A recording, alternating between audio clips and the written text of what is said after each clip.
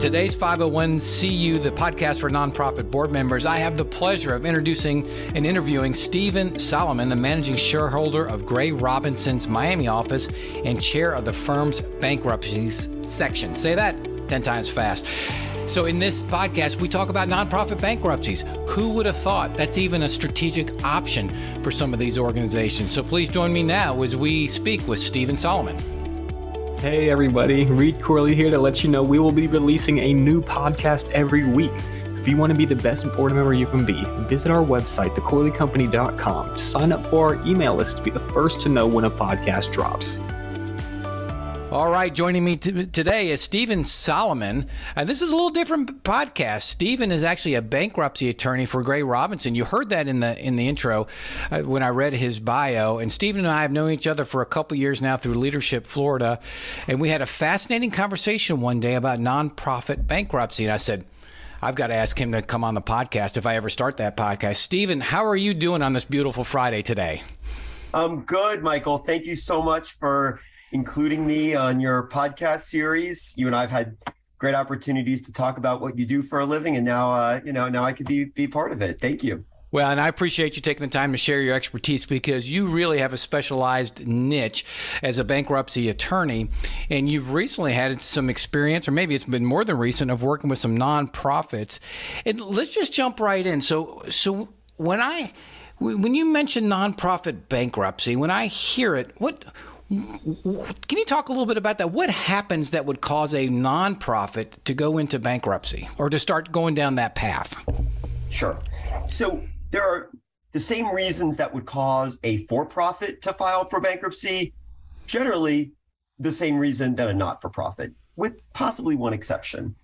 So we find companies end up filing for bankruptcy because their expenses exceed their income. They end up in a situation where their debt is just unmanageable. We also find that not-for-profits end up filing for bankruptcy because they're hit with an unexpected judgment. There could be a litigation claim that just ended up going very wrong, and we could see that in the not-for-profit context. We could also see a not-for-profit filing for bankruptcy simply as a vehicle to restructure its obligations. And lastly, there may be a not-for-profit bankruptcy because the not-for-profit has decided to wind down and they're looking for a legal vehicle to transition its assets to potentially another not-for-profit, but at the same time, leaving certain liabilities behind. So it could be a wind down strategy. It could be a reorganization strategy where the not-for-profit is looking for a way to restructure its debt in order to remain viable. Or it could be to address a particular litigation claim.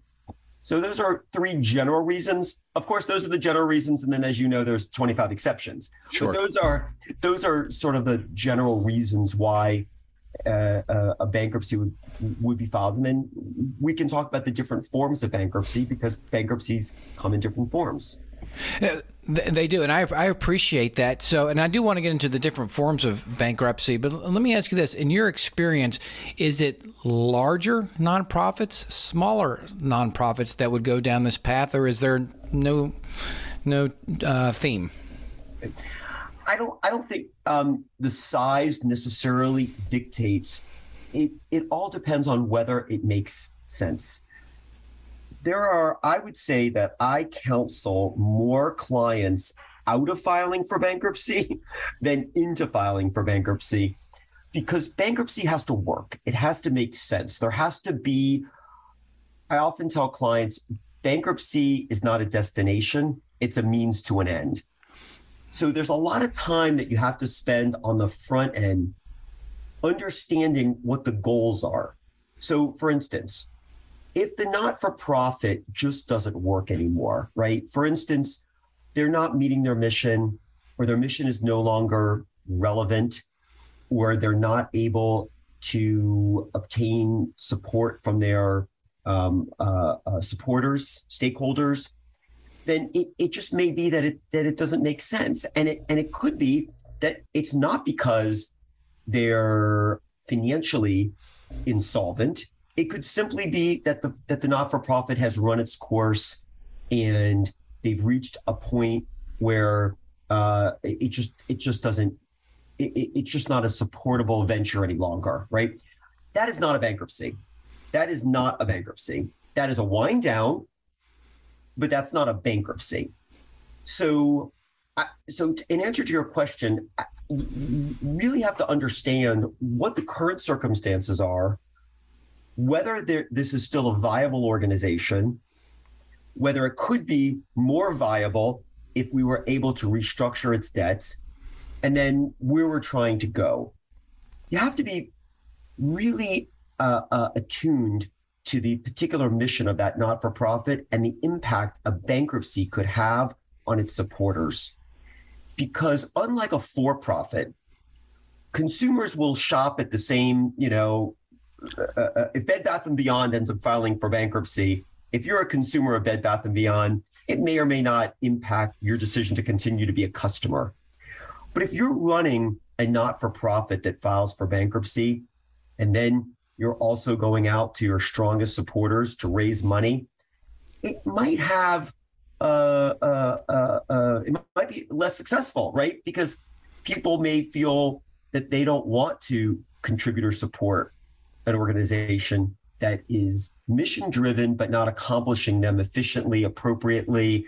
They're not scoring well on Charity Navigator because they haven't checked all those boxes. And then you wonder, how are you going to successfully go through a public grant process or seek money from a government agency? So you have to really think long and hard when you're filing a bankruptcy, because the impact of that bankruptcy on your long-term viability is much greater than in the for-profit world. That's interesting. And so what I'm hearing you say, it's bankruptcy is a strategic approach to something.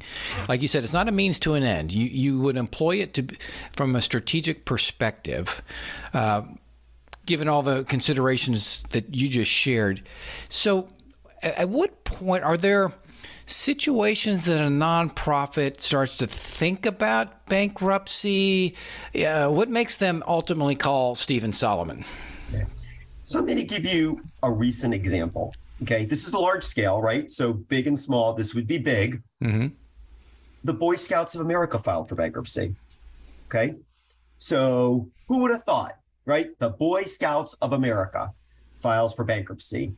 Well, they filed for bankruptcy not because scouting is no longer a thing, or young kids don't want to be matriculate into the program. That was a litigation strategy. That was because the Boy Scouts of America was being sued all over the country for alleged conduct that was inappropriate, or allegedly, and they were looking for a way to harness all of this litigation and administer it in a way that didn't require the Boy Scouts to be defending these actions all over the country. So they used bankruptcy as a vehicle to corral all of these claims and administer a process to resolve those claims in a single forum. Okay, so that's strategic. So rather than having a lawsuit in Sarasota and a lawsuit in Atlanta and a lawsuit in LA, and all against the Scouts, they said, you know what? Bankruptcy gives us one court, one judge, one forum, one way of equitably addressing all of these claims, determining which claims are valid, valuing the claims, and determining how we're able to tap into our various resources to address those without sinking the Boy Scouts of America. Because, the litigation costs could have been just extraordinarily high. So that is an example of a strategic bankruptcy where there was a purpose. It did not go to whether or not the underlying mission of the not-for-profit was failing. So that's an example. Fraud would be another example. A not-for-profit is a victim of a terrible fraud. Remember back in the Madoff days? Yes. Well, there were not-for-profits that might have invested their endowments in Madoff and could have lost all of that, and it created instability in the the finances of the organization. That could have been a reason. And I don't have an example of one that could have, but I know that there were lots of organizations that invested in Madoff and could have ultimately jeopardized their sustainability. That could have been a bankruptcy, but that's explainable, right? The marketplace understands it.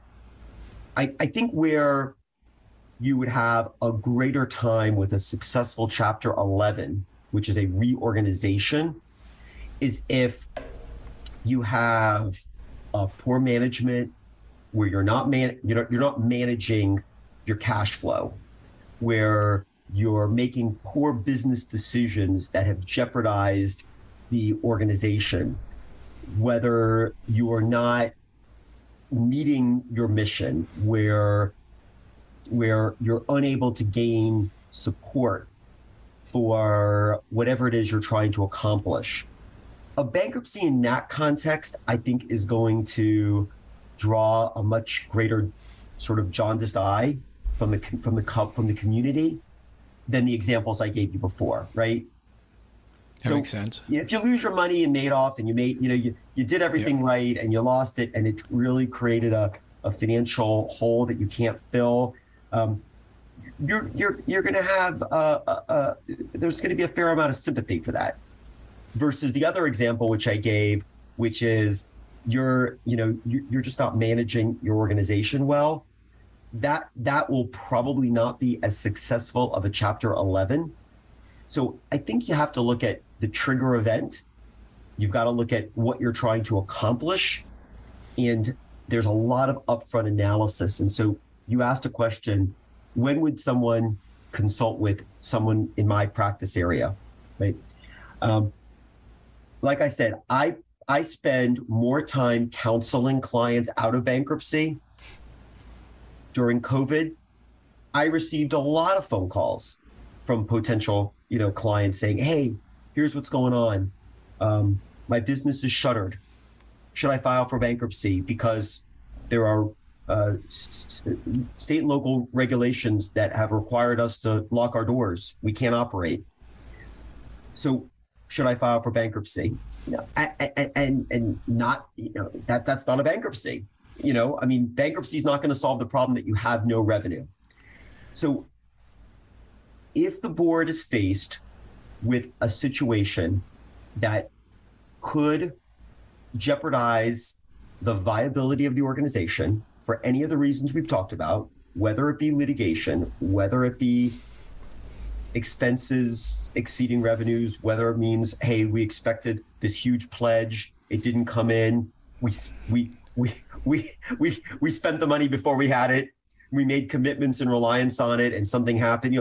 All these events that, because the board members, they have a duty of loyalty to their stakeholders, right? They have a duty. They have a duty of care, a duty of loyalty. I'm sure these are all terms you've talked about with your clients all the time. And the fiduciary duty that is placed on a member of a board is different, because you're not there to maximize shareholder returns, right? You're not there to show huge profits on your balance sheet.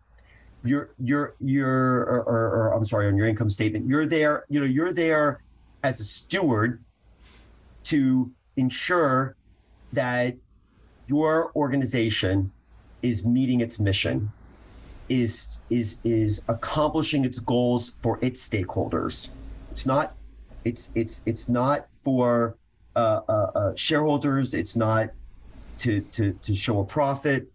So if you believe that there are facts and circumstances that are going to jeopardize the organization's ability to meet its mission, to accomplish its stated goals because of a circumstance like one we've described, whether it be the potential risk of an adverse ruling in litigation, whether it be an unexpected drop in funding, whether it be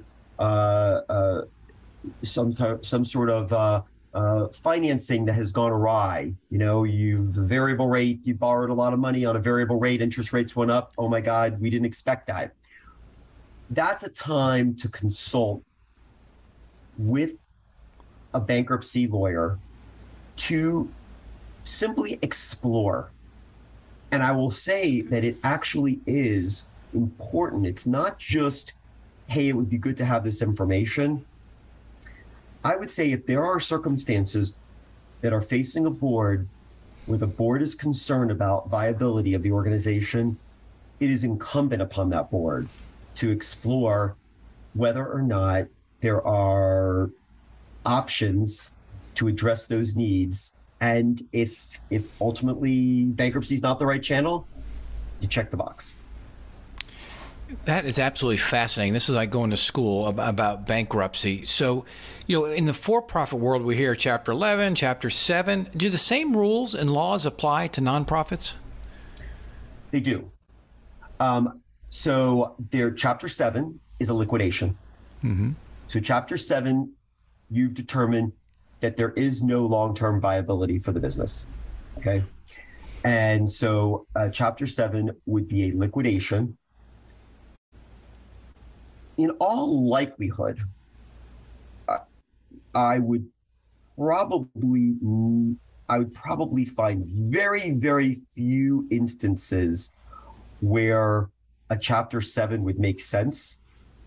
What would probably make more sense if the organization has just run its course is more of a dissolution.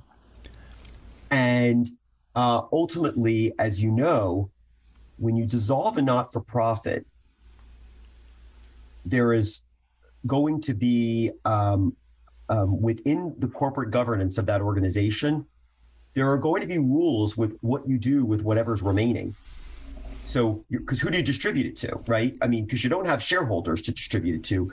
So likely what would happen is the organizational documents would probably dictate that upon dissolution, whatever dollars are left would be contributed to an organization with a similar mission.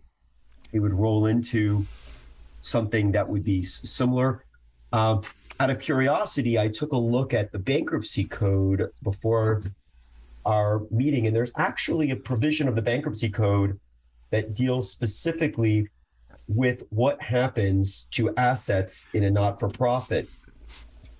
And so what the bankruptcy code actually provides is that property of a not-for-profit can only be transferred to an entity that is not a 501c3. So it's sort of a double negative, right? So a not-for-profit can only transfer assets to a for-profit if, under the organizational documents of that not-for-profit, it would have been allowed. So that's a long way of saying that in a liquidation of a not-for-profit would most likely result in the remaining assets being transferred to a like not-for-profit. A Chapter 11 is the much more likely. And I'll tell you that so that's why I say in a Chapter 7, in a straight liquidation scenario, there are lots of options to wind down and liquidate a not-for-profit that keeps it out of a bankruptcy court. Okay. Which is most likely going to be the better course. We don't need a bankruptcy trustee involved in winding down our business. That's most likely the course that would be the most recommended. Obviously, every facts and circumstances are always specific, and you've got to have people that are interested in actually effectuating the wind down. I mean, a trustee would make sense if everybody wants to just walk away and decided they don't want to be involved anymore. But a Chapter 11 is a reorganization. So for instance, Boy Scouts of America is a reorganization. So bankruptcy reorganizations, the culmination of a bankruptcy reorganization under Chapter 11 is what's called a plan. So it's here's my business plan for how we are going to emerge successfully from bankruptcy. Here is how we are going to address our claims, whatever the issue is, whether it be secured debt, whether it be litigation claims, whether it be we just got behind on our vendor debt. Here's our plan, and here is how we're going to do it. Here is how we are going to emerge successfully, and this is how we are going to treat our creditors.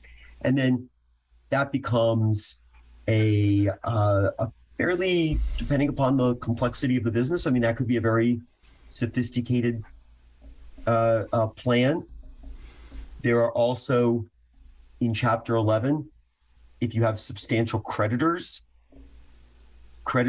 are, in a Chapter 11, are invited to participate in what's called a creditors committee, which is appointed by an arm of the Department of Justice.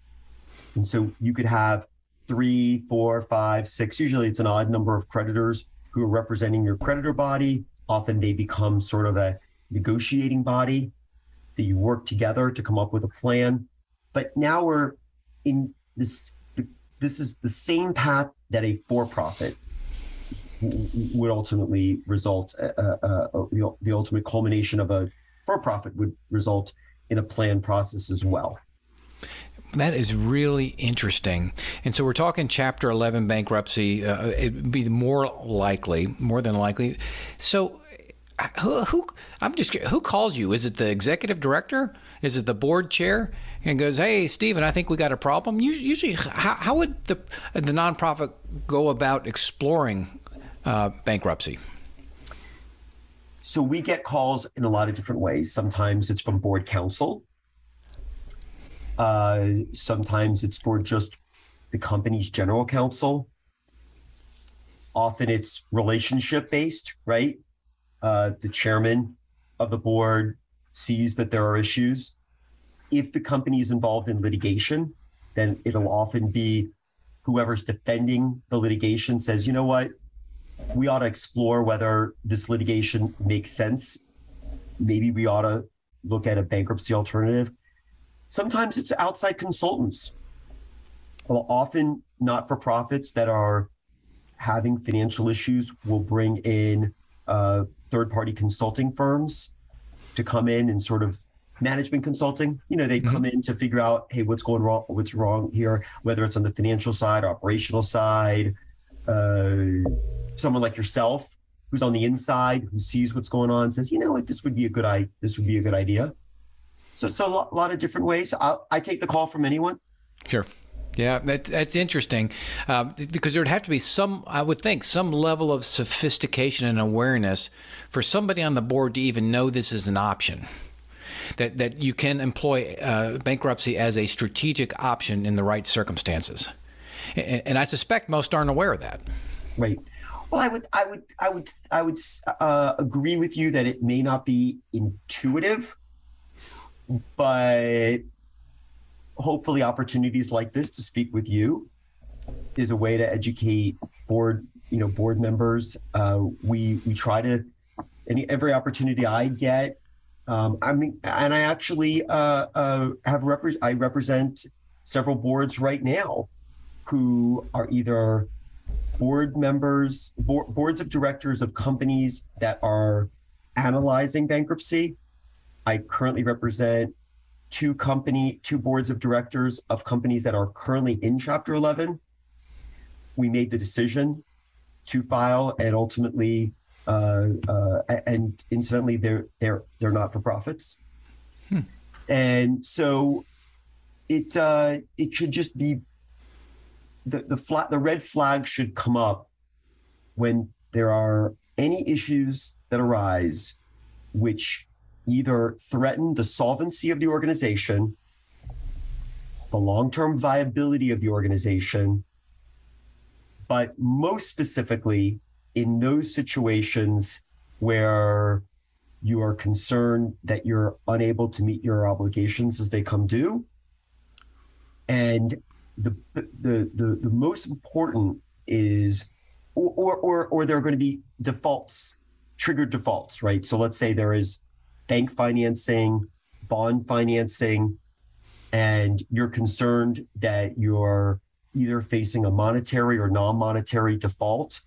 or you've actually been placed in default. Those are all situations where red flags are flying. Mm-hmm. And you ought to be talking to someone who can at least evaluate strategic alternatives that may include a bankruptcy or other type of insolvency proceeding. Now, the example you used earlier was Boy Scouts, which we're all aware of. So so they've filed bankruptcy, and I think they've even submitted a plan. So they should be able to emerge and continue functioning because they employed this strategy of bankruptcy. So you would anticipate that, barring something else that happens, that they should be able to reemerge and function as they were, theoretically.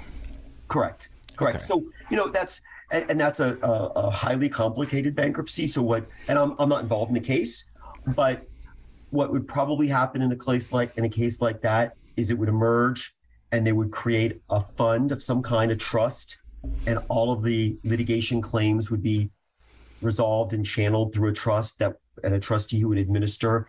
And in that case, I'm sure there's insurance money and other money that might, go into it. But you're correct.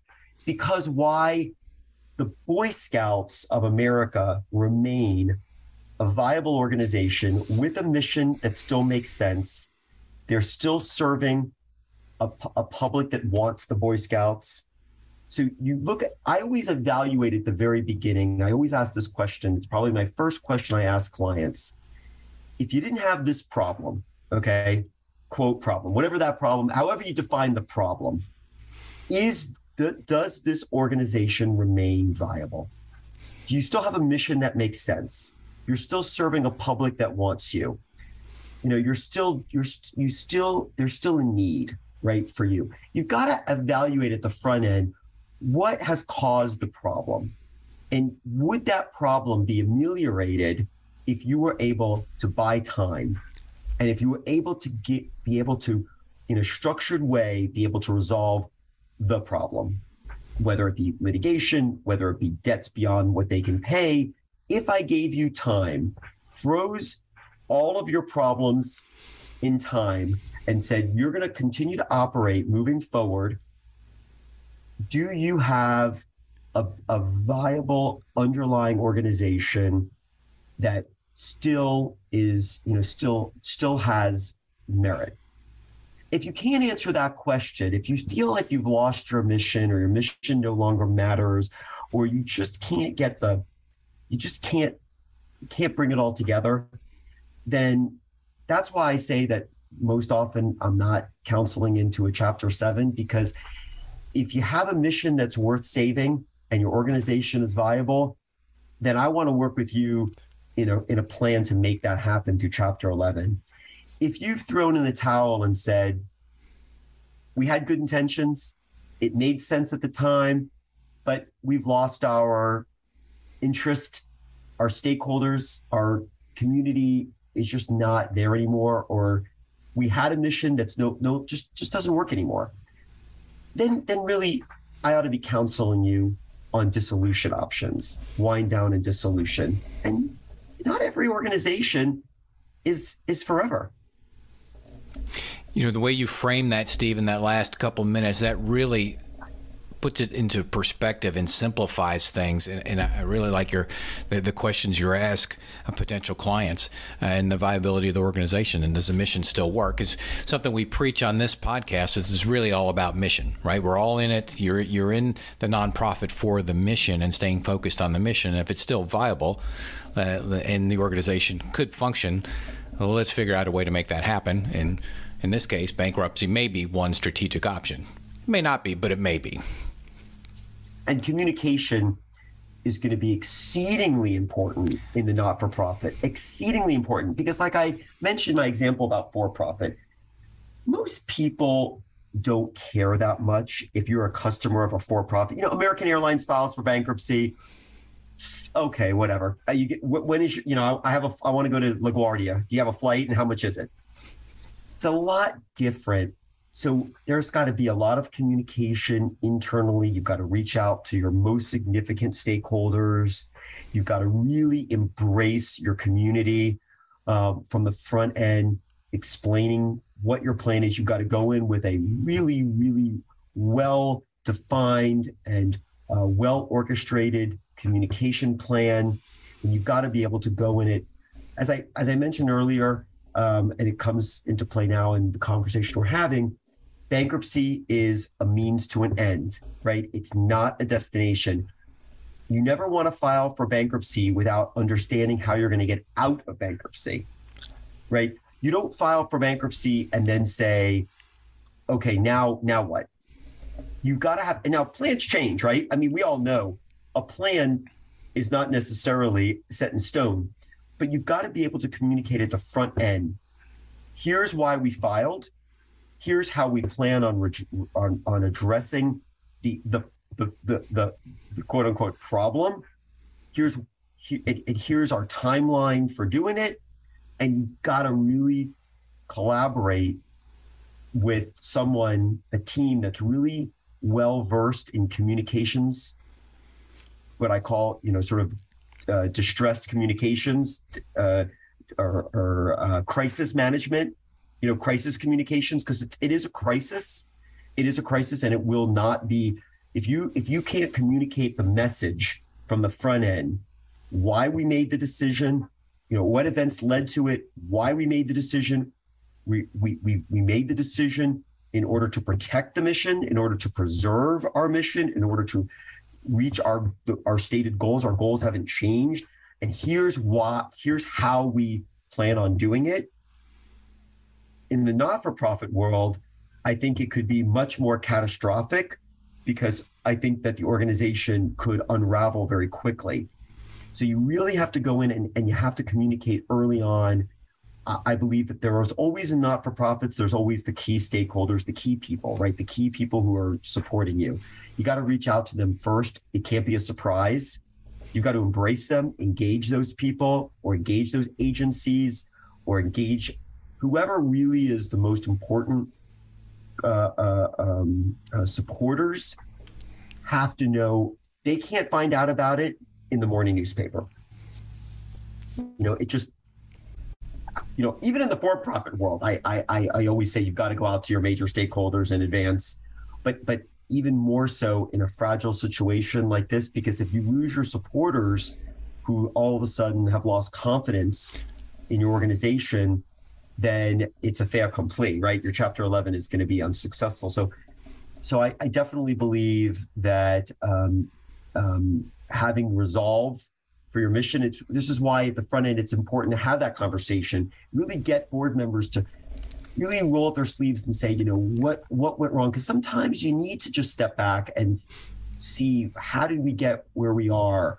Are we still committed to the mission? Is there still we still have the same resolve? And then be able to say, okay, how are we going to get out of this? And that's where I would partner with the client, not on the business side, right? Because the business people are going to figure out how are we going to improve whatever's gone wrong. But I would be the partner in this process to say, here's how we can accomplish those goals through a bankruptcy process. And then we come together and make that communication known. Well, Stephen, this has been absolutely educational and informative. I have found this discussion absolutely fascinating. Is there any question I didn't ask that I should have about this that you think would be of importance to our audience? I feel that, as I'm sure you do all the time when you're working with your boards, right? You're always emphasizing good corporate governance, right? Good corporate governance is paramount, right? What we always want to do is make sure that our board members are protected, right? Because if things fall apart and people are pointing fingers at why did this happen, right? we need to always be mindful that our board members need to be protected. And the conversation that we're having is just another way that board members protect themselves, because especially in a situation where the enterprise is insolvent, meaning the liabilities exceed the assets, what we don't want to see happen is we don't want to see that insolvency deepen, right? We want to nip things in the bud. We want to have a good record in the board minutes that shows that we have identified a problem, we have sought counsel, we have evaluated our options, and maybe the option, as I told you, more often than not, it's not a bankruptcy, but it's all part of good corporate governance.